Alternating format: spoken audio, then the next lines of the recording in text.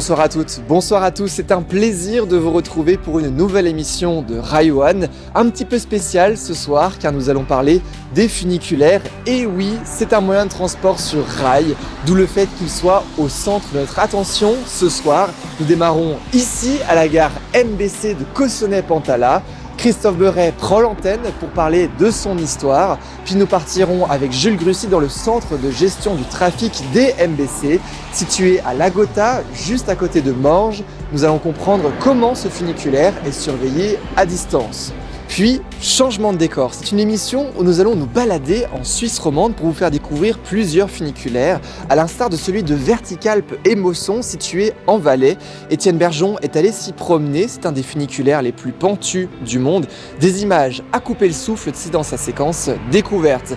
Troisième partie d'émission, nous serons à Fribourg, auprès du très vieux funiculaire de la ville. Christophe Beuret reprendra l'antenne une nouvelle fois pour nous parler de son histoire dans la séquence histoire. Vous l'aurez deviné. Nous terminerons par une séquence portrait, celui de Laurent Verdon, l'un des agents d'exploitation du funiculaire. Il nous parlera de son histoire personnelle et de son quotidien en tant qu'agent sur ce funiculaire. Vous l'avez compris, un très beau programme vous attend ce soir. Rail One, saison 4, épisode 7, c'est parti!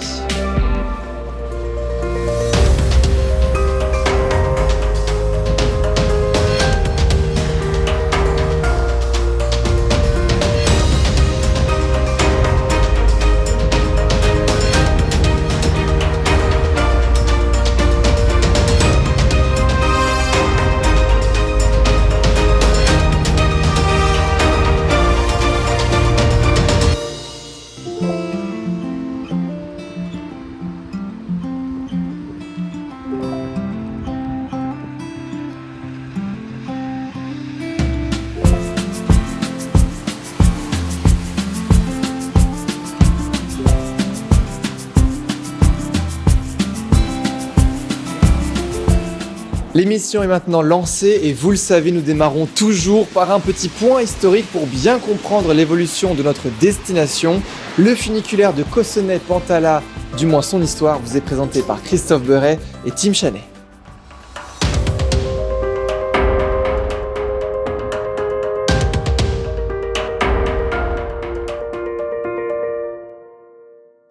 Bonsoir à toutes et tous, je me trouve ici dans la station inférieure du funiculaire de Cossonay.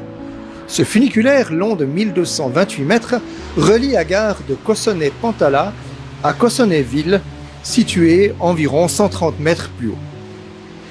Contrairement à l'histoire des chemins de fer, celle des funiculaires est souvent assez peu spectaculaire. Celui-ci a été mis en service le 28 août 1897 et il fonctionnait sur la technologie du contrepoids d'eau. Il est resté sur cette technologie jusqu'en 1982, quand il a été remplacé par un moteur électrique.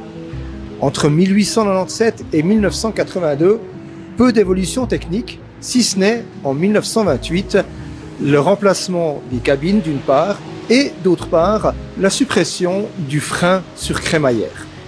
Prochaine modernisation, en 2014, l'installation dans son ensemble a été modernisée et des nouvelles cabines installées sur ce funiculaire. Finalement, en 2021, l'installation a été encore une fois complètement modernisée et redimensionnée avec des nouvelles cabines et des gares qui permettent un accès aux personnes à mobilité réduite ainsi qu'une augmentation de la vitesse pour permettre la cadence à 5 minutes. Notons encore que depuis 2010, le funiculaire de Cossonay est intégré dans la compagnie des transports Morges-Bière-Cossonay, MBC.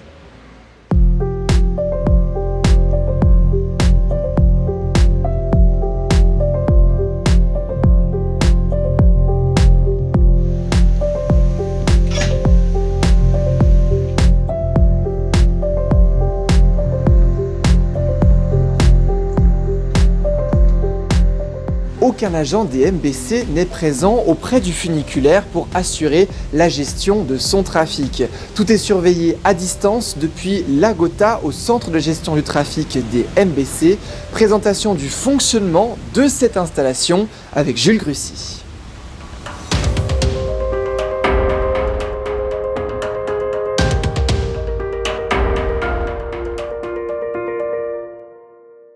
Dans cette chronique installation, nous allons nous rendre à Cossonay.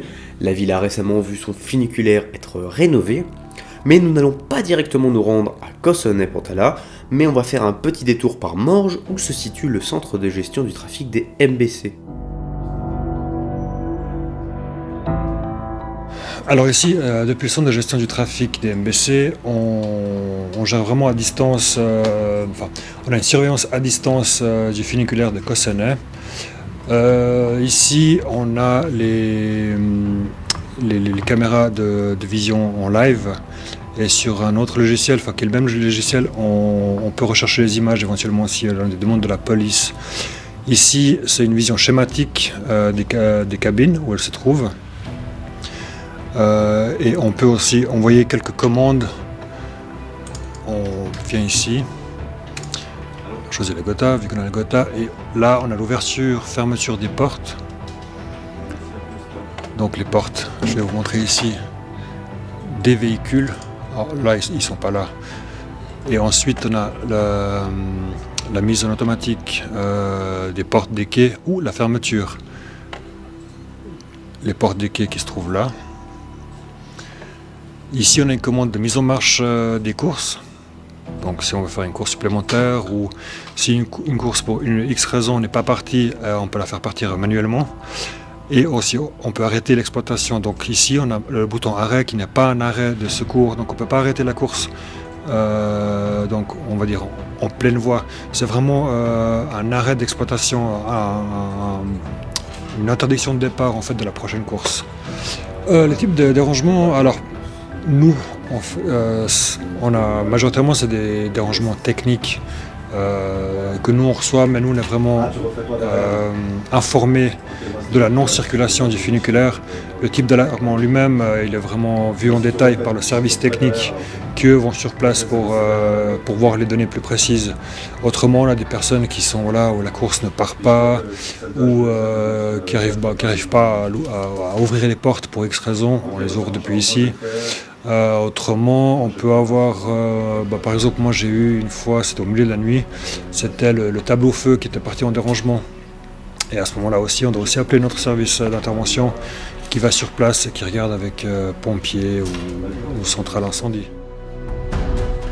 Le funiculaire étant tout neuf, il y a certaines particularités que l'ancien n'avait pas. On peut par exemple prendre le câble de l'Est.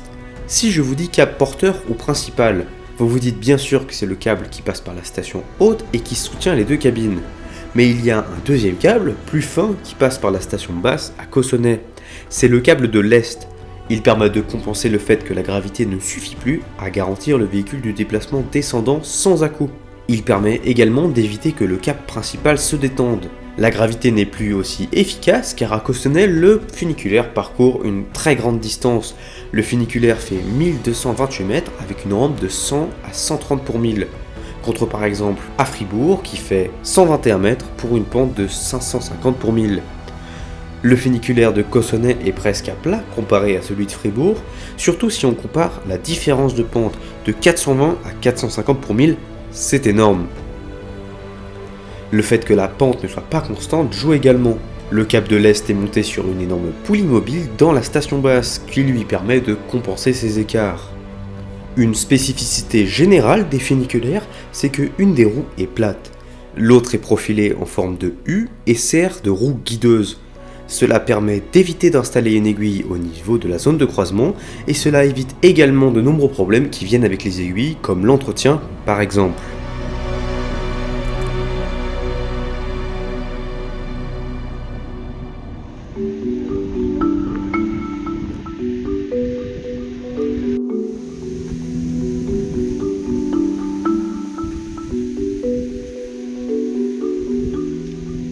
Voilà pour ce qui est du funiculaire DMBC de Cossonay-Pontala à Cossonay-Ville. Nous allons changer de destination, nous partons en direction de Fribourg et durant cette transition, Étienne Bergeon vous accompagne sur le funiculaire de Vertical Pémosson, situé en Valais, c'est un des plus pentus du monde. Séquence découverte, à tout de suite.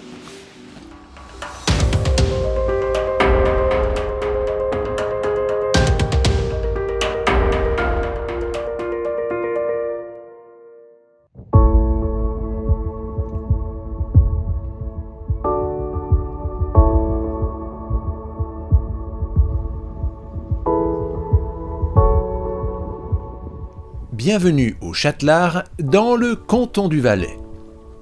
Ici, nous sommes au pied d'une excursion fantastique, c'est Verticalpe et Mosson, et nous prenons le funiculaire. Le funiculaire avec une rampe fameuse, une rampe maximale de 87%. C'est tout simplement impressionnant, sur les images c'est difficile de le voir, mais je peux vous dire que quand on y est, ça fait vraiment peur. Il relie le Châtelard au Montuire, à 1822 mètres, en passant par le village de Gietro, à 1357 mètres.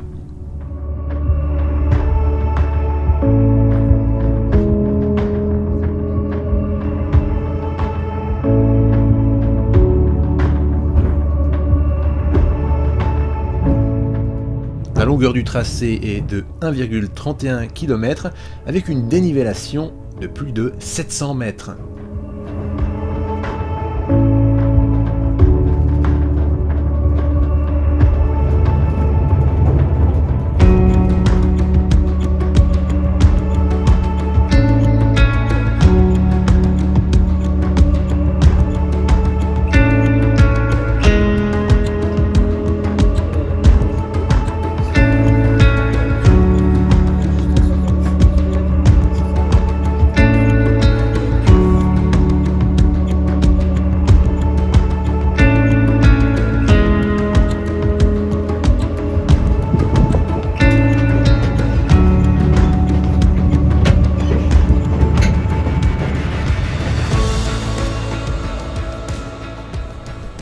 Nous empruntons maintenant le petit train panoramique, donc, avec une longueur de tracé de 1850 mètres. Cette fois, la dénivellation est un petit peu plus petite.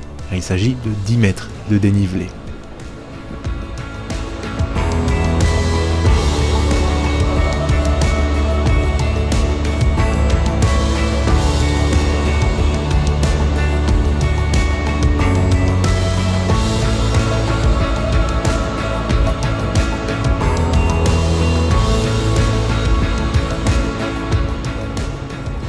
En 1991, le mini-Funic a remplacé le monorail à crémaillère.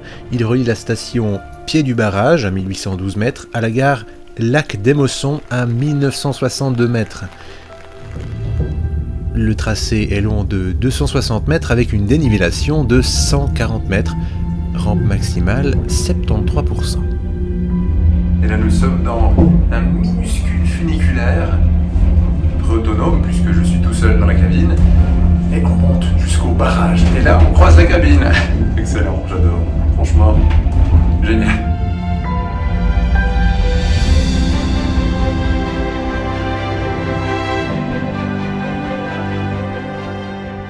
Et voilà, après avoir bu un bon thé chaud, la vue est magnifique et bien sûr impressionnante depuis le barrage des Mossons. Je ne peux que vous conseiller de choisir cette destination en famille, seul, en groupe, peu importe. Bien sûr quand il fait beau, mais quand il fait moins beau, c'est toujours aussi bien.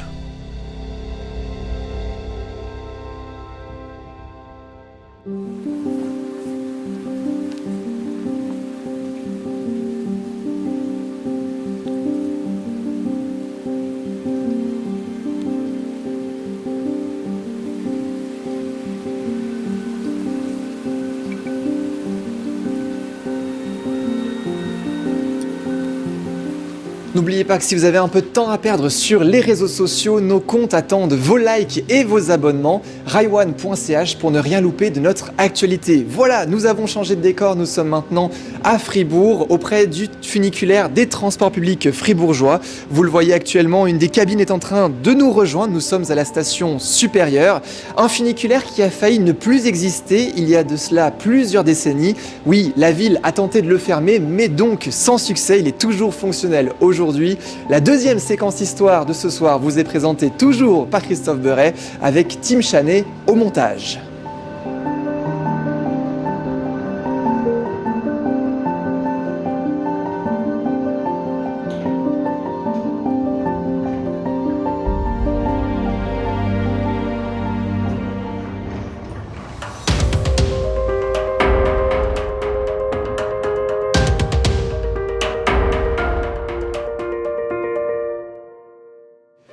Bienvenue ici maintenant à la station inférieure du funiculaire Neuveville-Saint-Pierre à Fribourg.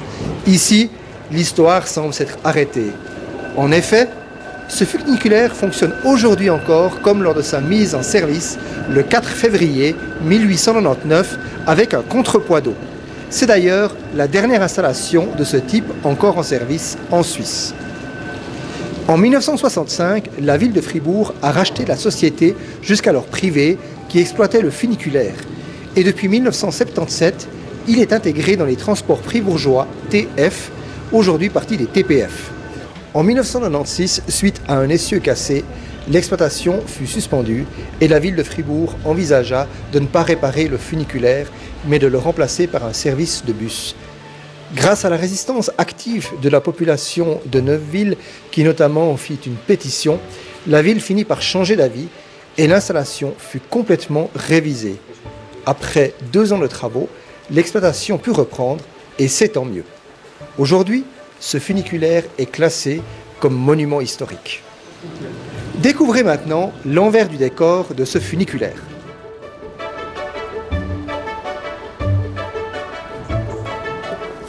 Bonjour, mon nom est Philippe Schmutz, je suis le responsable technique du funiculaire de Fribourg qui a été inauguré le 4 février 1899. Il a été fabriqué à la demande de M. Paul Alcide Blancpain, patron des usines Cardinal. À l'époque, l'usine Cardinal, fabrique de bière bien sûr, travaillait en vieille ville de Fribourg. Il voulait s'agrandir et la nouvelle construction devait se faire sur le plateau de Pérol où on a maintenant l'entreprise, le secteur Blue Factory. Donc il y avait 2 raisons pour lesquelles il voulait un moyen de transport. La première, c'était que ses ouvriers habitaient l'ancienne ville et il fallait les transporter au travail. La deuxième, la raison, c'est que dans la fabrication de la bière, on doit réfrigérer.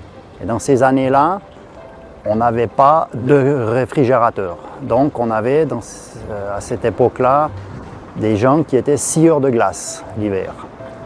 Et on coupait des gros blocs de glace sur les points d'eau de la ville et on les mettait sur des chars à bœufs et on les transportait ici au funiculaire pour les remettre sur le funiculaire et les descendre en station inférieure, étant donné que les pentes des chemins d'accès étaient trop prononcées pour aller avec des chars à bœufs. Donc le funiculaire est un funiculaire à contrepoids d'eau. Ça veut dire que le centre de notre machine est un réservoir d'eau pouvant contenir jusqu'à 3000 litres. On met 20 personnes maximum par cabine, c'est pas autorisé plus. Il faut régler le contrepoids d'eau. Le chauffeur il choisit sa contenance 1000, 2000 ou 3000 litres selon le nombre de personnes qu'il a en haut et en bas pour faire la balance. Nous avons à la place Georges Piton un réservoir qui a 150 000 litres d'eau usée. On dévie à la rue Abbé Beauvais un égout de la ville pour remplir cette citerne. Et ensuite, le chauffeur, par commande électrique depuis les années 80, avec un système qui a été changé au début de cette année, au mois de mars 2023, il règle sa commande d'eau. Avec ça, le funiculaire se trouvant en station supérieure devient plus lourd que celui qui est en station inférieure. Le chauffeur lâche ses freins et le véhicule se met en marche, sachant que les 2 véhicules sont reliés par un câble et que la machine descendante tire la machine montante. Tous les 4 ans, soumis à la législation des transports à câble, nous devons couper et remplacer les têtes de câbles qui se trouvent au bout des câbles qui crochent les machines. Par ce phénomène, on perd chaque fois 1 mètre de câble, donc on devra régler le support de la grande roue pour que les funiculaires reviennent en station exactement à la même place. On voit les vis de réglage où tous les 4 ans, suite à la coupure des têtes de câble, on devra descendre tout le mécanisme d'environ 3 trous chaque fois. Et après 4 à 5 raccourcissements, notre câble est en fin de vie. On doit le changer. Ce câble-ci a été remplacé en 2018.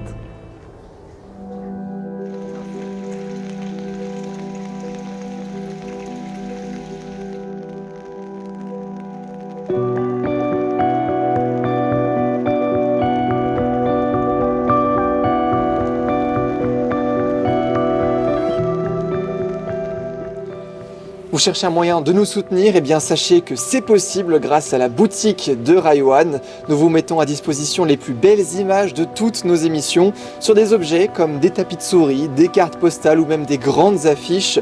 En achetant un de ces articles, vous produisez directement notre émission puisqu'une part de cet achat nous est directement reversée. Raiwan.ch, rubrique boutique. Nous arrivons gentiment à la fin de cette émission, mais il reste une séquence, The Séquence, la chronique portrait. Alexander Strempa vous propose de découvrir Laurent Verdon, un des agents d'exploitation du funiculaire de Fribourg. Il a accepté de nous partager son quotidien le temps d'un instant, ainsi que son histoire personnelle. Belle chronique, regardez.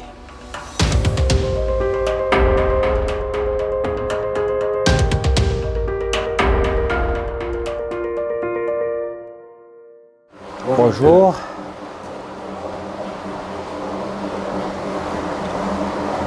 Merci. Merci à vous. Bonjour. Je me présente, Verdon Laurent, agent du funiculaire à Fribourg. Ça fait 20 ans que je suis au funiculaire et que je fais l'exploitation. On est à la station supérieure de Saint-Pierre. Maintenant, je vais effectuer la course à faire. On a un passager. La première chose à faire, c'est d'aller sonner pour avertir mon collègue. Voilà, on a entendu la sonnette. Maintenant, je vais fermer le portail pour les passagers et les portes.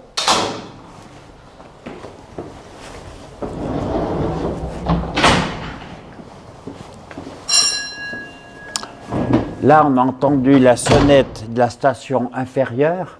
Ça veut dire que mon collègue est prêt pour le départ. Alors, la première chose à faire, c'est de vérifier si mon collègue est bien sur la plateforme. La deuxième chose, on a une pédale de sécurité pour le départ à la station supérieure. Et maintenant, je peux défreiner le wagon.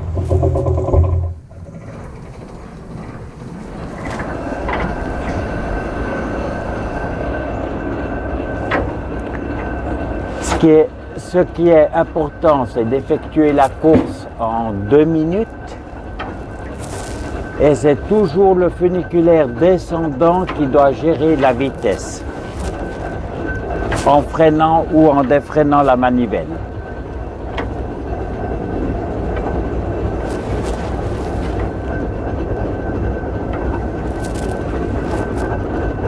Ça fait bientôt 40 ans d'entreprise. J'ai travaillé comme chauffeur de bus et de car à l'époque des GFM et j'ai eu un problème de santé et c'est ça qui m'est arrivé après d'arriver au funiculaire. Voilà, maintenant on arrive à la station inférieure. Je dois ralentir la voiture pour arriver contre les tampons sans taper trop fort, pour le confort de la clientèle.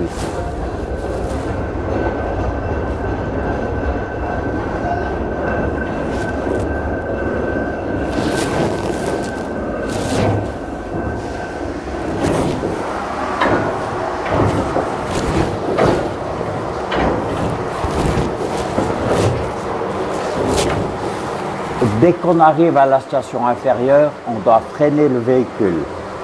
C'est beaucoup plus tranquille que chauffeur de bus, il faut aussi le dire, hein, c'est plus calme.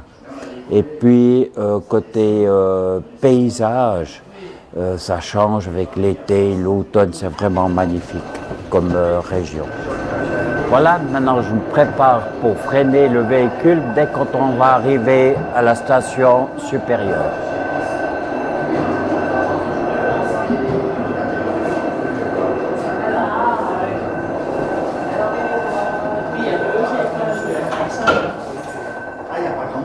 Non, il y a 2 étages comme ça. Et puis les 2 autres.